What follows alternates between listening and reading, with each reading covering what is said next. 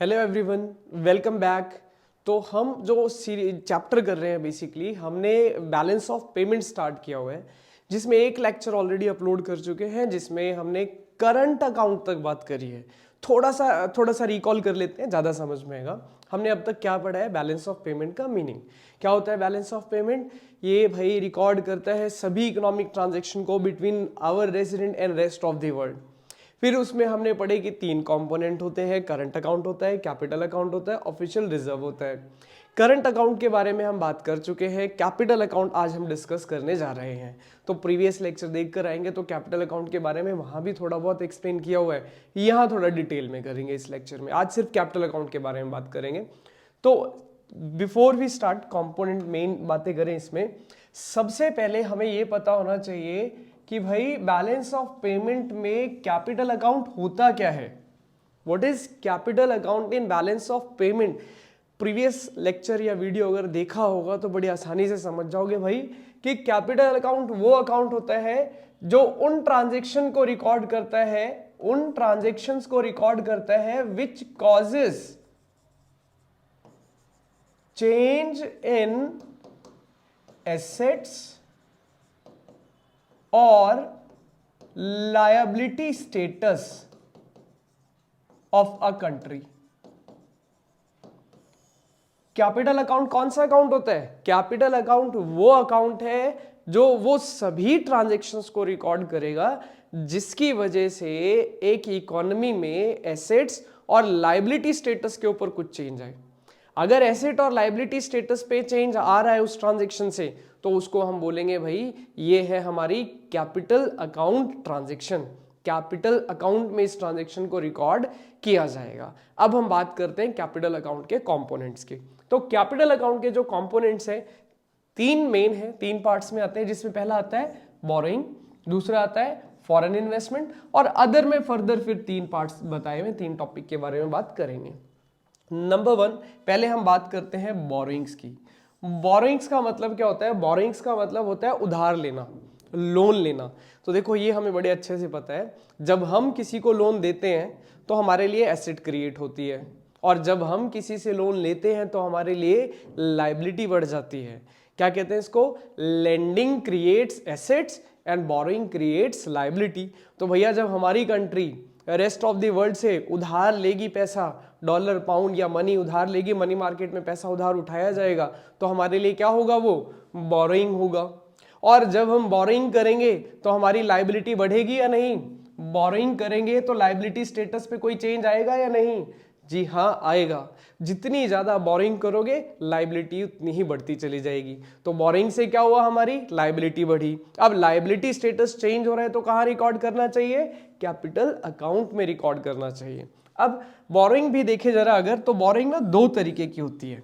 Borrowings are of two type. International money market में जब हमारी कंट्री लोन लेती है तो दो ऑप्शंस अवेलेबल होते हैं।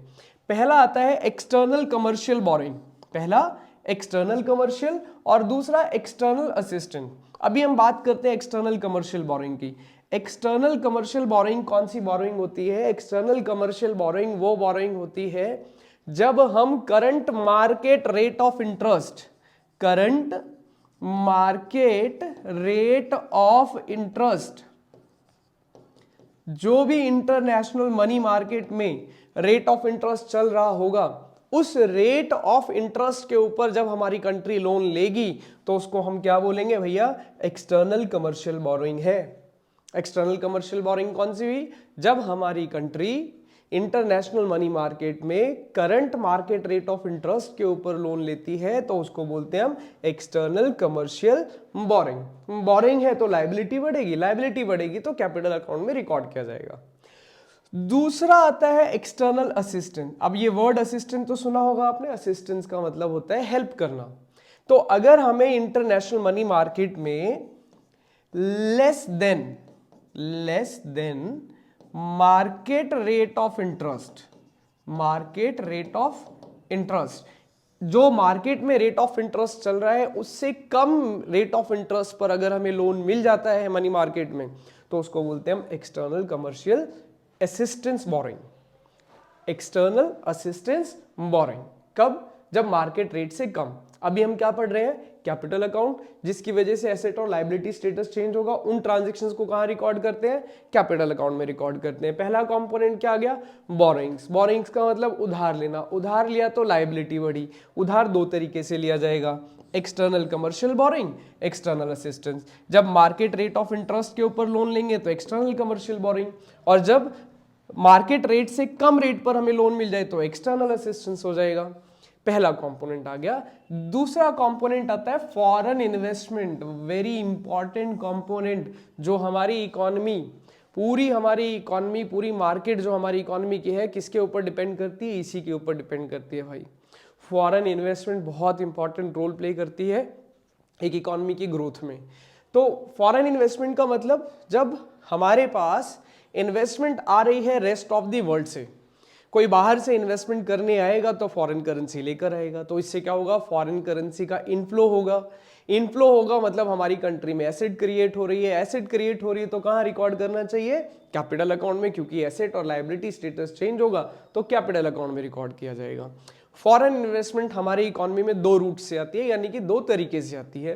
पहली एफडीआई। एफडीआई का मतलब foreign direct investment, foreign direct investment.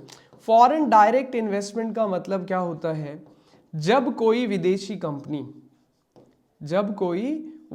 Company हमारी कंट्री में इन्वेस्टमेंट करने आए और 100% इन्वेस्टमेंट उसकी हो, मतलब सब कुछ उन्होंने ही कंट्रोल करना है, तो उसको क्या बोलेंगे हम, फॉरेन डायरेक्ट इन्वेस्टमेंट। जैसे कि वॉलमार्ट जैसी कंपनी अगर हमारे कंट्री में आके काम करती है तो उसको बोला जाएगा भैया एफडीआई हो रहा है। ये एफडीआई क्यों होना है, क्योंकि वो कंप्लीट कंट्रोल उनके पास होता है, 100% स्टेक उनकी होती है, अपने तरीके से वो काम करते हैं, तो उसको बोला जाएगा फॉरेन डायरेक्ट इन्वेस्टमेंट। वो इसको दूसरे तरीके से भी समझ सकते हैं, जैसे कि सभी जानते हैं टाटा एक इतनी बड़ी कंपनी हमारी कंट्री की है, टाटा मोटर्स। तो उन्होंने क्या किया हुआ है, उन्होंने रेंज रोवर और जैगुआर को टेक ओवर किया हुआ है कंप्लीट। अगर 100% टेक ओवर कर लिया उसको तो इसका मतलब क्या हो गया, एफडीआई हो गया। और अगर उसी कंपनी में कुछ शेयर खरीद लिए तो वो बन जाता है FII, foreign institutional investment. Foreign institutional investment क्या होता है, जब कोई विदेशी कंपनी हमारी कंपनी के कुछ शेयर्स परचेज कर ले, मतलब थोड़ा बहुत वोटिंग राइट उनके पास चला जाए, तो उसको बोला जाता है फॉरेन इंस्टीट्यूशनल इन्वेस्टमेंट। ऐसे में बेसिकली जो विदेशी फंड हाउसेज होते हैं, बाहर के म्यूचुअल फंड्स होते हैं, वो हमारी कंट्री में आकर हमारी कंपनीज में परचेज करते हैं। एडीआर जीडीआर आप लोगों ने पढ़ा होगा उसके थ्रू।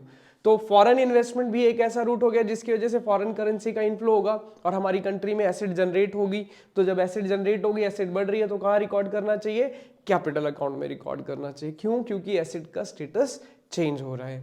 तो दो investment, FDI, FII, foreign direct investment, foreign institutional investment. FDI का मतलब 100% इन्वेस्टमेंट, एफआईआई का मतलब कुछ, फॉरेन इंस्टीट्यूशनल इन्वेस्टमेंट का मतलब कुछ शेयर्स परचेज कर लिए जिससे वोटिंग राइट है, कंप्लीट कंट्रोल नहीं जाता है। अब अगर अदर हम बात करें, अदर एसेट्स और liability, other component of capital account, तो इसमें एक आता है एनआरआई डिपॉजिट्स। एनआरआई डिपॉजिट्स क्या होता है, जो हमारी कंट्री के लोग हैं, विदेशों में रहते हैं, उनका एक एनआरआई अकाउंट यहाँ पर ओपन होता है। वो दो तरीके से पैसा भेजते हैं। एक अपनी फैमिली को भेजते हैं जिसे हम बोलते हैं यूनिलेटरल ट्रांसफर, करंट अकाउंट में रिकॉर्ड हो गया। दूसरा उनका डिपॉजिट अकाउंट होता है जिसमें वो अपना पैसा डिपॉजिट करते हैं एज अ सेविंग। तो वो कहाँ जाएगा, हमारे पास एसेट बढ़ रही है, कहाँ रिकॉर्ड होना चाहिए, एनआरआई डिपॉजिट, कैपिटल अकाउंट में।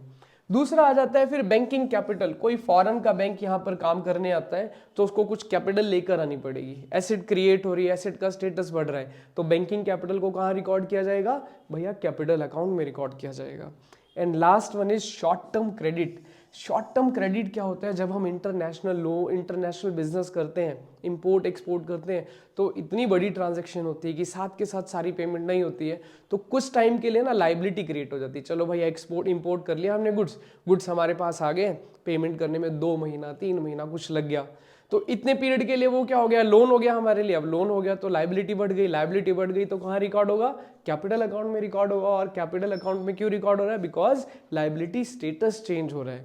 तो ये हो गया हमारा टोटल कैपिटल अकाउंट। रिकॉल करते हैं, कैपिटल अकाउंट क्या होता है, वो सभी ट्रांजेक्शन्स को रिकॉर्ड करता है जिसकी वजह से एसेट्स और लायबिलिटी स्टेटस चेंज होता है। इसमें हमारा बोरोइंग्स आएगा, फॉरेन इन्वेस्टमेंट आएगा, अदर आएगा। बोरोइंग का मतलब उधार लेना, उधार लेंगे तो लाइबिलिटी बढ़ेगी। उधार दो तरीके से लिया जाएगा, एक मार्केट रेट ऑफ इंटरेस्ट पर, तो कमर्शियल एक्सटर्नल कमर्शियल बोरोइंग बोलेंगे।